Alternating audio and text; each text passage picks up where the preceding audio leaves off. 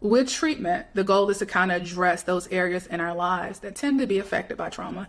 And there are multiple areas in our lives that are typically affected by trauma. One of them is safety. So how safe do we feel in our own space with ourselves? Do we feel like we're able to keep ourselves safe? Are we safe to be around on our own? Also, do we feel safe with other people? Do we feel safe with other people in our spaces? Who are those people that we feel safe around?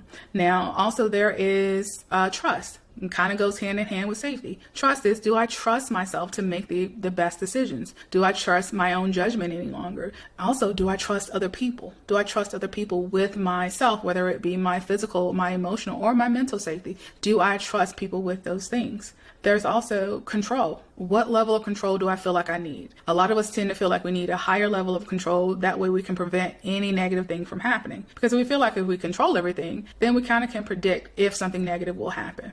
And also, what level of control do I feel like other people have in my life? And what level of control do I want to give them? We also have intimacy. Now, when I'm talking about intimacy, I'm not just talking about sex. I'm talking about emotional or mental or psychological intimacy. Are you able to be emotionally connected and emotionally in tune to yourself, to your own emotional needs? And are you able to be emotionally, physically, and mentally connected to someone else? Or have you learned to numb your emotions as it relates to feeling uncomfortable emotions? Because that's also a reaction to trauma, is that we kind of shut down our emotions. Only thing is, we can't, like memories, we can't just shut down the bad emotions. When we shut down our emotions, we shut down all emotions. So are we able to tap back into that emotional connection we have with ourselves or with other people? And that last one is esteem. How do we see ourselves? What do we feel about ourselves? Are we able to reconcile who we are now after this trauma with who we used to be or who we wanted to be? Can we accommodate those two people back into one person?